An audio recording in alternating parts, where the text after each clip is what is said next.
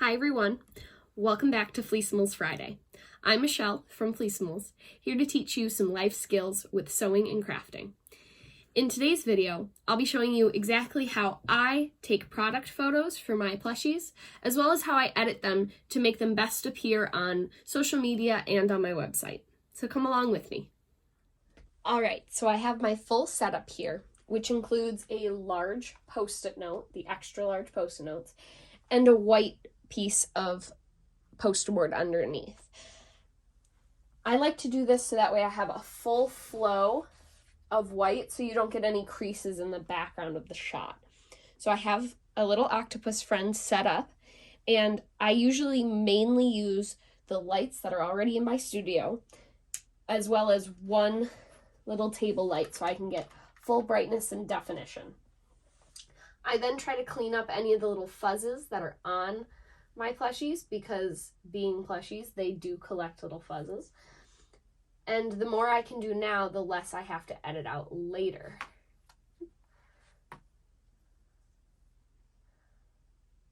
I like to adjust her accessories to make sure that they are exactly how I want them. And then I start taking photos. Now, there are two different settings that I use for photos. I will use the regular photo setting in my phone, but I also will tend to use the square option if I know that I'm mainly taking it for Instagram, Facebook, just social media in general. So if it's a social media post, then I will usually try to just take the photos as square. But if it's a new product shot and I'm debuting it, I'm also going to use that same photo for the website editing. So this little plushie is already on our website. I just added accessories, so this would more likely be a social media post rather than a website setting. But since I'm going to be showing you everything, I'm going to take this as if this was for both social media and the website. So I'm going to put it in landscape mode, and I can now see any other little fixes that I have to make and start taking photos. I sometimes also will hold the light myself while I take photos in order to get the exact lighting that I want. It's not the most conventional, but it works. Get different angles. I mainly do landscape mode because of my website. Now, I'm going to take a couple more, and then we can edit.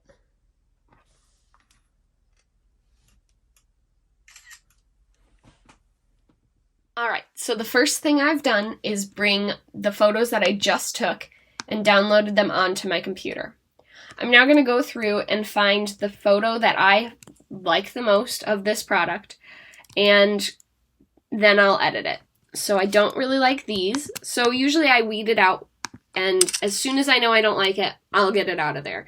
A process of elimination as well. I really like this photo, and this one's a little just farther back. There's subtle differences in everything.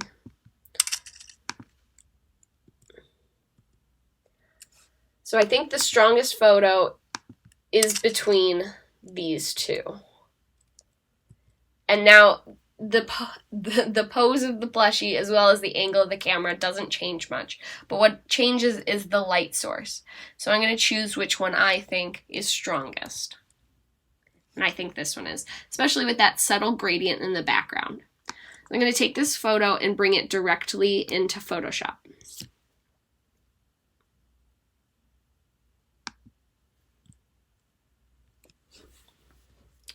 So the first thing I do is I always make a duplicate layer. I don't want to touch the original photo, just in case I need to go back to it. So I'm just going to hide that.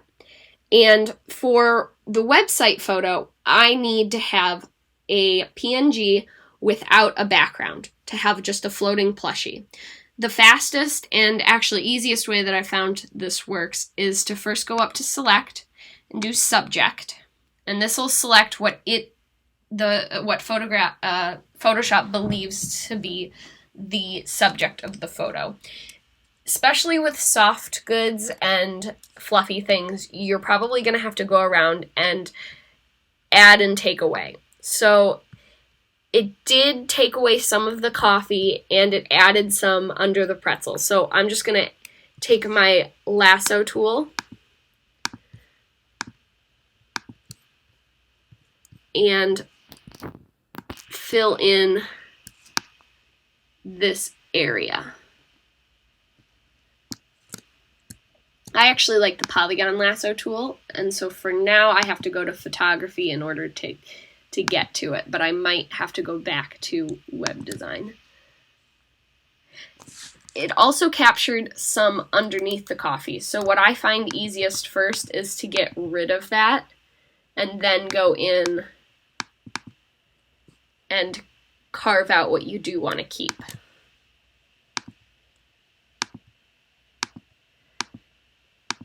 Now, sometimes this select subject works. It depends on how dark your subject matter is, as well as how close it is to the background. Sometimes I have to go around with the lasso tool and select everything myself, but this is a nice quick way to do it.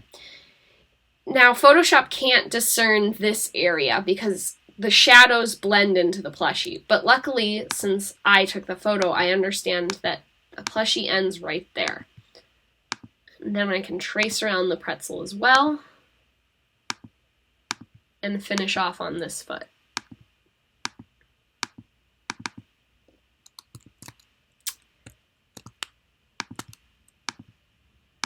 What I just did is I accidentally did add lasso instead of take away, which sometimes happens and you just have to retrace. All right. So now that I have just my plushie outlined, I am going to come into this bow part and just touch this area up too. And then we're going to delete the whole background. So with it being the subject, I'm going to press Command-Shift-I to inverse my selection, and then I'll delete the background. So now I just have the plushie. I'm going to do Command-Shift-I again, so I'm selecting just the plushie itself. And I'm going to use the stamp tool to get out some of those little pieces of fiber fill that I couldn't pick up myself.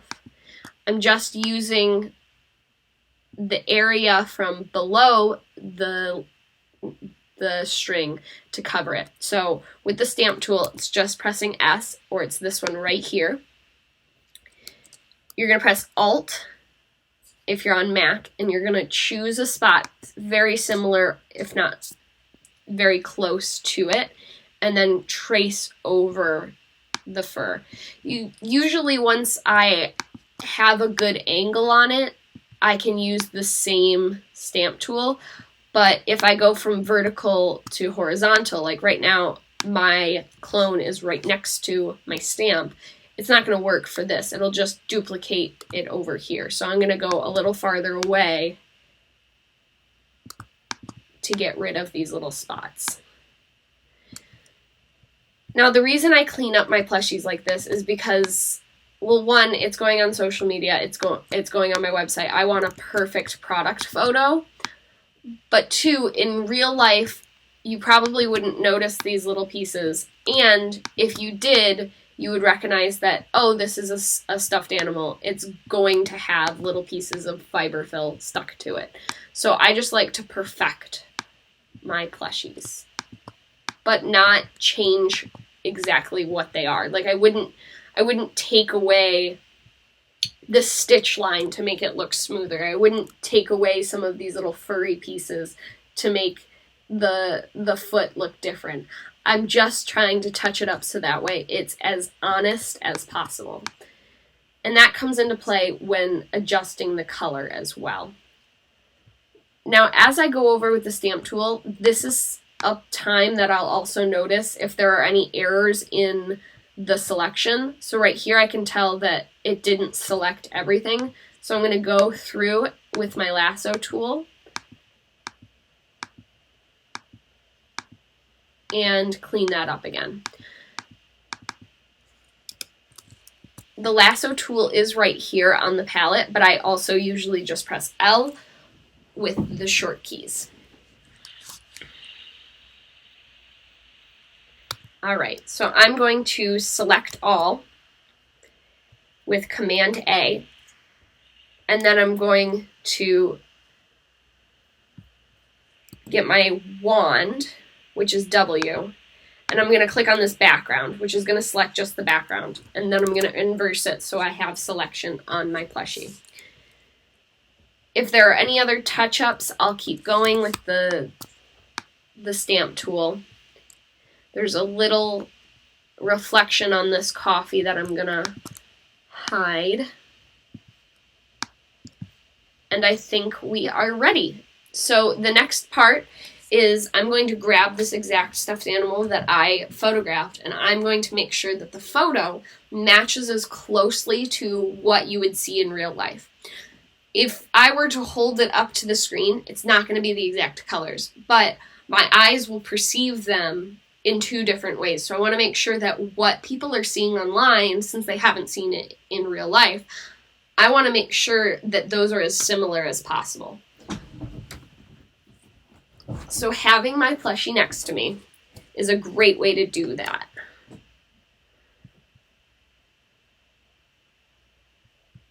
A lot of the time I will take out a little bit of the yellow because of how many lights I have in my studio. So I'm going to change my window again.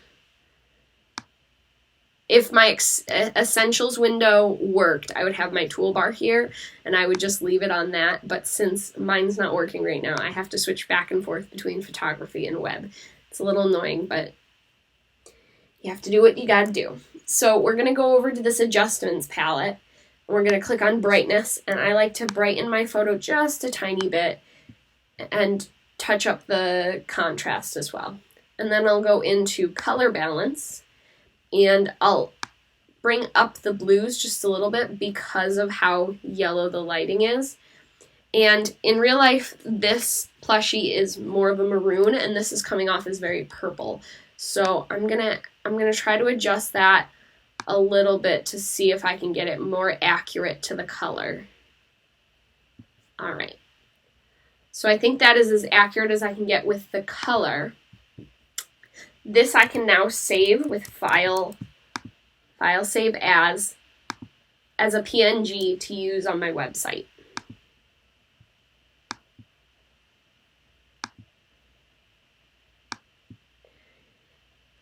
And now, since I have this photo and the plushie itself is edited well, I can go back and just brighten up the background in order to make a really nice photo for social media.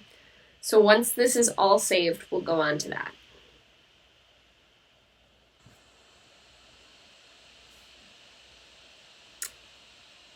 All right, so now we're going to turn on the background that we hid before, and we're going to click on this background layer and go to brightness and adjust just the brightness of the background. Now I'm going to do it very, very strongly so you can see that it's not changing the colors or the brightness of the plushie.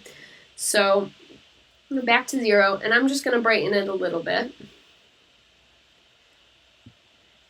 and drop some contrast. And the next thing I can do is also add a different color to the background. I do like a nice plain white, but since we have this opportunity, I can show you some other fun things you can do.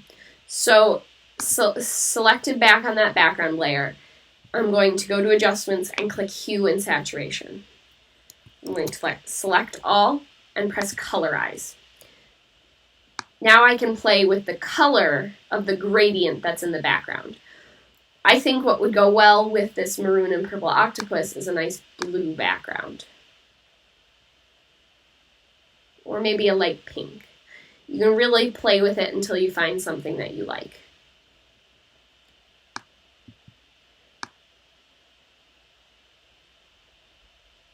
I don't want it too subtle. All right. So now that we have this beautiful photo, we can do File, Place Linked, and add our watermark.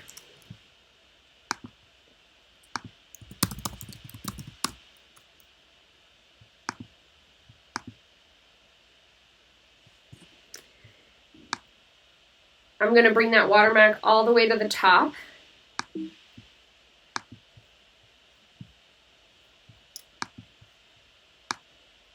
And then place it, I usually place it right in the legs so it doesn't detract from the eyes. I'm also going to bring the opacity down just a little bit so it's not as noticeable on first glance, but if somebody's looking for it or if somebody reposts it, other people can find where this plushie is made. All right, so now I'm going to save this. File, save as, a new JPEG.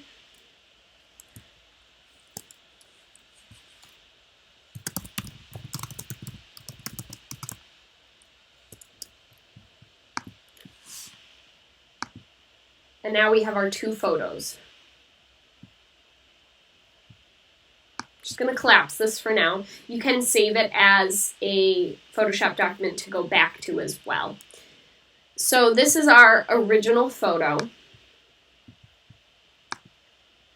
that we took.